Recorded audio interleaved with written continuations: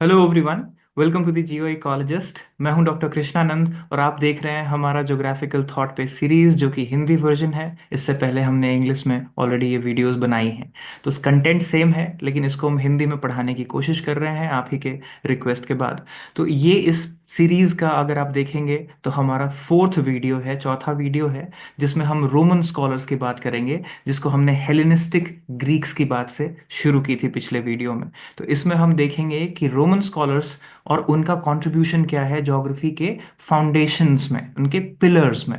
तो इसमें हम टॉलेमी और स्ट्रैबो, ये दो मेजर स्कॉलर्स हैं जिनकी हम बात करेंगे। तो अगर आपने इससे पहले की वीडियोस नहीं देखी हैं तो आप उसे भी देखिए प्लेलिस्ट सेक्शन में जाके, जो कि हिंदी वर्जन में है। और इन वीडियोस को ज़्यादा से ज़्यादा लोगों में शेयर ज़रूर करिए। और अगर आपने इस वीडियो को देखा है, अंत तक देखा है, तो एक कमेंट ज़रूर छोड़िए और एक लाइक बटन प्रेस करना ना भूलिए। इससे हमारा वीडियो दूर तक पहुंचता है, बहुत सारे लोग इसको देख पाते हैं और अपने एग्जाम्स की तैयारी कर पाते हैं। तो आइए सीखते हैं रोमन स्कॉलर्स और उनकी contribution in making of geography.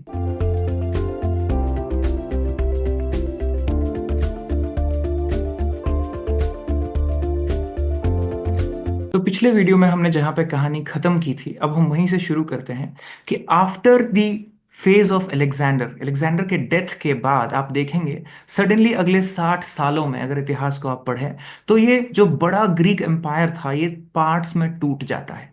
और उसके बाद एक वॉइड आता है, एक गैप आता है। तो गैप जब आता है एडमिनिस्ट्रेशन में तो उसका असर नॉलेज पे भी पड़ता है। लेकिन क्योंकि इतना बड़ा साम्राज्य था, इतने सारे सेंटर्स बने थे और अलेक्जेंड्रिया एक बहुत बड़ा सेंटर ऑलरेडी बन गया था, तो यहाँ पे जो लोग थे इन्होंने उस ट्रेडिशन को फॉलो किया और आगे बढ़ाया। और उसमें कुछ खास एक दो स्कॉलर हैं जिनका कंट्रीब्यूशन सबसे बड़ा माना जाता है। और जब बैटन पास हुआ रिले रेस में, इस relay race of conquest for power में, तो पॉलिटिकल पावर किसके हाथ में गया? रोमन्स के हाथ में गया। और रोमन्स ने फर्दर इसको एक्सपैंड किया, नदर्न यूरोप में भी, स्पेन तक और इंग्लैंड तक, अगर आप देखेंगे जूलियस सीजर के समय पे, और फर्दर अफ्रीका में और ईस्ट में। तो इसमें हम देखेंगे कि स्कॉलर्स का कंट्रीब्यूशन ज्योग्राफी में हम ढूंढ रहे हैं, बट ओवरऑल बहुत अच्छा कंट्रीब्यूशन आपको देखने को मिलेगा।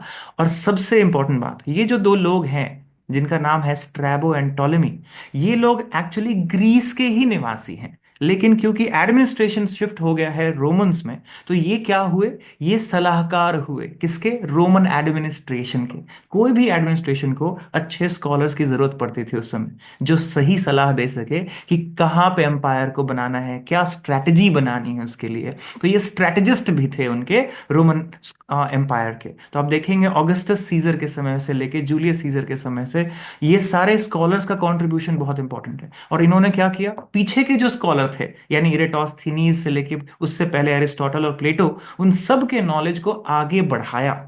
तो इस पे देखिए सबसे इंपॉर्टेंट है इनका कंट्रीब्यूशन हिस्टोरिकल और रीजनल ज्योग्राफी में, जिसमें आप फिजिकल और मैथमेटिकल ज्योग्राफी में कंट्रीब्यूशन इनका देख सकते हैं। तो इसमें आप देखिए स्ट्रैबो और टॉलेमी जो दो हैं सबसे बड़े नेम, इनके बारे में जानेंगे। तो सबसे पहले हम स्ट्रैबो की बात करते हैं। अब स्ट्रैबो जो रोमन स्कॉलर थे, ये बहुत बड़े ट्रैवलर थे। उस समय लोग ट्रैवल करते थे, लर्न करते थे, सीखते थे। और होमर, हिकेटियस और एरिस्टोटल के ट्रेडिशन को इन्होंने छोड़ा नहीं, इसको आगे बढ़ाया इन्होंने। तो इनमें हम देखेंगे कि रोम के एम्पायर में ये 31 बिफोर कॉमन एरा तक आप देखेंगे इन्होंने अपना मेजर वर्क लिखा जिसका नाम है हिस्टोरिकल स्केचेस। इन्होंने पहले की जो समाज थी, साम्राज्य था, उसके बारे में लिखा और अबाउट 20 बिफोर कॉमन एरा में इसको पब्लिश किया। तो इसमें से कुछ ही कोटेशन सब सरवाइव करती हैं जिन्होंने लिखा, जिसमें से एक इंपॉर्टेंट चीज जो इन्होंने बताई कि there is intimate relationship between history and geography, जो कि हेरोडोटस ने कहा था, जो आपने पिछले वीडियोस में पढ़ा। तो हिस्ट्री और ज्योग्राफी को साथ में कंबाइन करके पढ़ने से आपको ज्ञान मिलेगा, ये बात इन्होंने आगे बढ़ाया कि there is a intimate relationship. ये बात कहा किसने था शुरू में? हेरोडोटस ने कहा था। तो अब देखिए स्ट्रैबो ने क्या एक्सेप्ट किया। एरिस्टोटल का जो यूकिमिनी जो था इन्होंने बनाया था कि ये हैबिटेबल जोन है, इसको इन्होंने एक्सेप्ट किया। और इरेटोस्थीनीज ने जो डिफाइन किए थे जोन को, लैटिट्यूड लॉन्गिट्यूड को, उसको भी इन्होंने बताया। और इसमें फर्दर असर्ट क्या किया कि ह्यूमन लाइफ टुवर्ड्स इक्वेटर कहां तक है available? Almost 12 degree 30 minutes north तक है अवेलेबल है, 0 डिग्री तक नहीं पहुंचे वो। तो इन्होंने कहा कि 12 डिग्री तक लोग रह सकते हैं। लेकिन इनका एसर्शन जो ये था, इसका कोई प्रॉपर इन्होंने रीजन नहीं दिया। राइट, इन्होंने बस एक एजम्पशन से कहा कि यहां तक जो है सर्वाइवल पॉसिबल है। और इन्होंने नदर्न लिमिट भी डिफाइन किया हैबिटेबल अर्थ का, कहां तक, तो 400 माइल्स ब्लैक सी के ऊपर तक। तो इन्होंने ये बात कही। फर्दर जो इन्होंने किताब लिखी, जो मॉन्यूमेंटल वर्क है, इसका नाम है जोग्राफिका।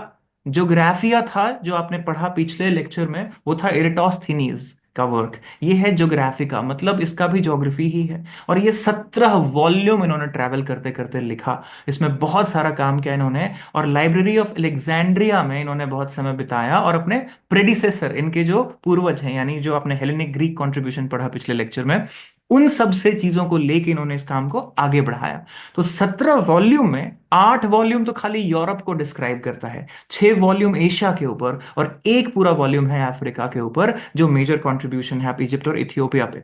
और पहला 2 किताब जो आप देखेंगे वो हिस्टोरिकल रिव्यू है, development of geography right from Homer के समय से कैसे। तो कितना अच्छा रिसर्च इन्होंने किया आप सोचिए, और इसी पे रोमन एक्सपेंशन होता है इतने नॉलेज के ऊपर। तो आप देखिए स्ट्रैबो की जो किताब है, स्ट्रैबोनिस, ये जो लिखा हुआ है, इसमें जो उन्होंने मैप ऑफ द वर्ल्ड बताया, तो आप देखिए कितनी सारी, कितनी एक्यूरेसी से ऑलमोस्ट नोन वर्ल्ड को उन्होंने डिपिक्ट किया। तो यहाँ पे इंडिया का जो रिवर सिस्टम है वहां तक, और इंडस को इन्होंने पूरा प्रॉपर मैप करके दिखाया उस समय से। तो ये जो टाइटल पेज आप देख रहे हैं, ये इसैक कासाउबॉन जो है 1620 एडिशन है ज्योग्राफिका का, जो ट्रांसलेशन हुआ है ये उनसे लिया गया है। तो आप सोचिए स्ट्रैबो की नॉलेज कितनी काम आई रोमन एम्पायर को गवर्नेंस के अंदर। और इनका जो करेक्ट एक्सप्लेनेशन था खास करके नाइल फ्लड्स के ऊपर, ये बड़ा इंपॉर्टेंट था। राइट, उन्होंने बताया कि हेवी समर रेन्स जो इथियोपिया में होता है, उससे नाइल में क्या आता है, फ्लड आता है हर साल। तो ये चीज बताया। और पहला एडमिनिस्ट्रेटर्स हैंडबुक ये लिखते हैं। अब एडमिनिस्ट्रेटर हैंडबुक ज्योग्राफिकल नॉलेज के आधार पे था, कि कहाँ कहाँ पे कैसी कल्चर है, किस तरह के लोग हैं, कैसा मौसम है, कैसी सॉइल है, किस तरह का रिवर है, कैसी फ्लड सीजन है। तो इससे एडमिनिस्ट्रेटर्स को बहुत फायदा हुआ। तो एडमिनिस्ट्रेशन अगर रोमन एम्पायर में आप देखें तो कहते हैं वन ऑफ द बेस्ट हुआ करता था। उसी को बाद में बहुत लोगों ने रेप्लिकेट किया, बहुत लोगों ने कॉपी किया। Right, Roman empire was a big empire, और खास करके रोमन सेना को बहुत प्राइम सेना माना जाता है। तो अब देखिए स्ट्रैबो जो थे, इनका कंट्रीब्यूशन समरी हम एक तरह से समझते हैं, तो कहाँ कहाँ मिलेगा। एक तो डिस्क्रिप्टिव हिस्ट्री में मिलता है। राइट, ज्योग्राफी का जो वॉल्यूम है उसमें आप डिस्क्रिप्शन जो है पूरे पीपल, प्लेसेस, और ऑगस्टस के रेन तक जो है सारी बातें इसमें कही उन्होंने। फर्दर पॉलिटिकल ज्योग्राफी जो आज हम पढ़ते हैं, उसमें आप देखेंगे central government, administration, head of state, इनका जो यूनिट किस तरह से फंक्शन करना चाहिए, उस पर उन्होंने काम किया। तो वो हमें फाउंडेशन देता है पॉलिटिकल ज्योग्राफी का। रीजनल ज्योग्राफी, ऑब्वियसली इनको कई बार फादर ऑफ रीजनल ज्योग्राफी कहा जाता है, क्योंकि इन्होंने रिवर, माउंटेन, पॉलिटिकल यूनिट्स को छोड़ के इन्होंने नेचुरल यूनिट्स में डिवाइड करके चीजों को बताया अपने मैप में। और हिस्टोरिकल रिव्यू तो था ही, तो इन्होंने सबके काम को देखा, उनके कंट्रीब्यूशन को देखा, इरेटोस्थनीज, हिपार्कस, पोसिडोनियस, होमर से लेके यहां तक पूरे हेलेनिक और आर्किक ग्रीक का। और जियोलॉजिकल फेनोमेना को भी इन्होंने एक्सप्लेन किया। तो वोल्केनिक लैंडस्केप जो है सिसिली में, इटली में, rise and fall of Nile waters, Atlantic tides of इबेरिया, Iberian peninsula जो स्पेन पोर्टुगल वाला पेनिनसुला है, इन सबको इन्होंने एक्सप्लेन किया। और जो आप देखेंगे यहाँ पे state of Greek geographical science, तो इसमें इनका रिमार्केबल कंट्रीब्यूशन ऑब्वियसली है। अब आगे देखिए तो कौन है सेकंड स्कॉलर, टॉलेमी। राइट, तो टॉलेमी जो है, इन्होंने क्या किया, इन्होंने मैथमेटिकल ट्रेडिशन जो थेल्स ने मिलेटस में शुरू किया था 6th सेंचुरी में, उसको रिवाइव किया वापस से, और बहुत सारा कंप्यूटेशन एंड कैलकुलेशन किया। और यहां से शुरुआत होती है हमारी कार्टोग्राफी की।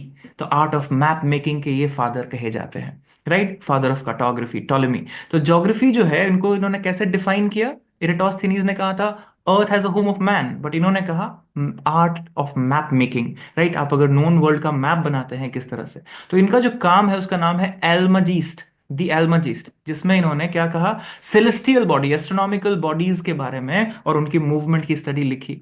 और इन्होंने एरिस्टोटल का जो व्यू था स्फेरिकल शेप है अर्थ का, इसको इन्होंने एक्सेप्ट किया, जियोसेंट्रिज्म कंटिन्यू हुआ। और आप देखेंगे इन्होंने प्रोजेक्शंस की बात की, मैप प्रोजेक्शन। राइट, और लॉन्गिट्यूड एंड लैटिट्यूड जो है उसको और क्लैरिटी से बताया, ग्रेटिक्यूल्स, मेरिडियंस, ये सारी बातें हम जो हम कार्टोग्राफी में पढ़ते हैं। और ये है टॉलेमी का मैप। अब देखिए, और इन्होंने अगली जो काम की वो की गाइड टू ज्योग्राफी। अब गाइड टू ज्योग्राफी जो है वो 8 वॉल्यूम में इन्होंने लिखा। इसमें बेसिकली क्या था, अगर कोई ट्रैवलर है तो उसको गाइड टू ज्योग्राफी तो चाहिए ही चाहिए। तो इन्होंने इसमें ज्योग्राफिकल कोऑर्डिनेट्स का पूरा कंपाइलेशन किया, जो कि रोमन एम्पायर के एक्सपेंशन में बहुत सहूलियत का काम किया।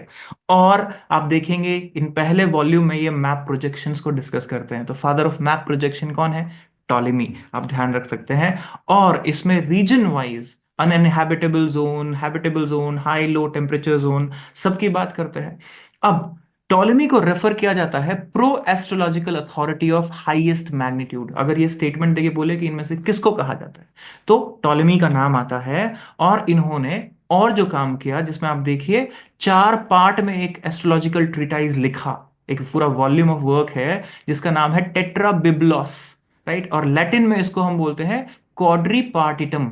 तो 4 बुक एक साथ। अब इन चारों किताब में अगर आप देखेंगे तो बहुत सारे एस्ट्रोलॉजिकल सेलेस्टियल बॉडीज के बारे में और चीजों के बारे में लिखी गई है।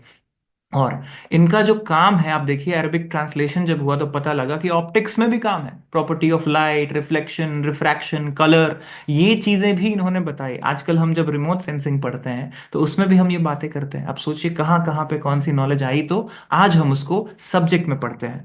और बात करते हैं कि टॉलेमी के नाम पे आप देखेंगे बहुत सारी चीजों को रखा गया है, उनको क्रेडिट देने के लिए, उनको वैल्यू देने के लिए। क्या आपको पता है ये सब? देखिए, क्रेटर है मून पे जिसका नाम टॉलेमस रखा गया है। मार्स की एक क्रेटर का भी नाम टॉलेमस रखा गया है। एक एस्टेरॉइड था जिसका नाम लिखा गया 4001 टॉलेमस। और Messier 7, sometimes known as Ptolemy cluster, ये क्लस्टर है, open cluster of stars in Scorpius constellation. तो इतना सारा क्रेडिट टॉलेमी को दिया जाता है उनके कंट्रीब्यूशन के लिए। अब फर्दर आप देखिए कि क्या होता है। टॉलेमी का जो ज्योग्राफी था, राइट, इसका ट्रांसलेशन होता है 1000 साल बाद। 1409 में पहला ट्रांसलेशन होता है, जो कि वेस्टर्न यूरोप के हाथ लगता है। और यहां से जब ये नॉलेज बढ़ता है, तो क्रिस्टोफर कोलंबस, जिनको ये नॉलेज मिला ट्रांसलेशन में, इन्होंने सोचा कि मैं इसको ही यूज करके इंडिया तक चला जाऊंगा। तो इन्होंने क्या किया, यूरोप से ये वेस्ट की तरफ गए, क्योंकि स्फेरिकल वर्ल्ड है तो इंडिया पहुंचेंगे। लेकिन उनको ये नहीं पता था कि जो टॉलेमी का मैप प्रोजेक्शन था उसमें कुछ एरर्स हैं। तो क्रिस्टोफर कोलंबस को ये एरर्स का नहीं पता था, तो वो इंस्टेड कहाँ पहुंच गए, बहामास और मेसो अमेरिका वाले एरिया में पहुंच गए। तो उनको लगा कि ये इंडिया है, इसीलिए रेड इंडियंस जो वहां के लोग हैं। तो ये गलती जो है वो ट्रांसलेशन में फर्दर रह गई। अब ये जो वॉल्यूम है, इसको वापस 1932 में इंग्लिश में ट्रांसलेशन किया गया। एडवर्ड स्टीवेंसन, अमेरिकन कार्टोग्राफर हैं, उन्होंने किया। तो हमें इंडिया में जब हमने पढ़ा ज्योग्राफी, जिसमें कार्टोग्राफी पढ़ा, तो हमें टॉलेमी का किया हुआ काम नजर आता है। तो कितना बड़ा जो है ये बैटन है, एक तरह से आप देखिए, जो पास किया गया, एक रिले रेस की तरह है ये नॉलेज शेयरिंग। तो काम कब हुआ, किससे किसको गया, कितना ट्रांसलेशन हुआ, और उसकी फिर गलतियों को ठीक किया गया बाद में आके। लेकिन कहा गया कि उस समय के टेक्नोलॉजी के हिसाब से ये अल्टीमेट वर्क था, राइट, द बेस्ट वर्क था। लेकिन टॉलेमी के डेथ के बाद क्या होता है, ज्योग्राफिक होराइजंस जो नॉलेज का था हेलेनिक और हेलेनिस्टिक पीरियड में, रोमन्स तक, ये क्या होता है, रोमन एम्पायर के कोलैप्स के बाद टूट जाता है। बाय द टाइम, कौन से टाइम पे, 4th सेंचुरी पे आते हैं। तो 4th सेंचुरी पे आके जब ये चीजें खत्म हो जाती है, तो उसके बाद यूरोप में अगले 1000 साल तक, 14th-15th सेंचुरी तक, आप देखेंगे डार्क एज कहा जाता है उसको। तो डार्क एज क्यों कहा जाता है? क्योंकि नॉलेज का जो फॉर्मेट था लर्निंग का, उसको चेंज कर दिया राइज ऑफ चर्च ने। पावर चला गया चर्च के हैंड में। अब चर्च जो कहेगा वही मानना होगा। तो ऐसा 1000 साल तक हुआ यूरोप में। हम सिर्फ यूरोप की बात कर रहे हैं, इंडिया की और एशिया की बात नहीं कर रहे हैं। तो ये डार्क एजेस इन यूरोप है, पूरे वर्ल्ड में नहीं है। यानी चाइना तरक्की कर रहा था, इंडिया में तरक्की हो रही थी, राइट, लेकिन यूरोप में ये डार्क एज हो गया था। तो north of Mediterranean and west of Mediterranean was under dark ages. ये कहा जाता है कि मेडिटेरेनियन सी के आसपास की जो जगह थी, जो प्राइमरी चर्च के कंट्रोल में आया, तो चर्च ने अपने नियम कानून बताए और उसमें चीजों को उस तरह से रखा ताकि वो कंट्रोल कर पाए उस वर्ल्ड को। तो इसीलिए इस फेज को डार्क एज कहते हैं, और उस पर डिटेल्ड वीडियो हम ऑब्वियसली अगले वीडियो में करेंगे। तो आप इसको देखिएगा जरूर। और प्लीज, अगर आपने कमेंट नहीं किया तो प्लीज कमेंट करिए, एक लाइक बटन जरूर छोड़िए, और इन वीडियोस को ज्यादा से ज्यादा लोगों में पहुंचाइए ताकि हम और ज्यादा लोगों की हेल्प कर सकें। So all the best wishes. मिलते हैं अगले वीडियो में, जिसमें हम सीखेंगे डार्क एजेस और उसमें ज्योग्राफी के साथ क्या क्या होता है यूरोप में। Take care.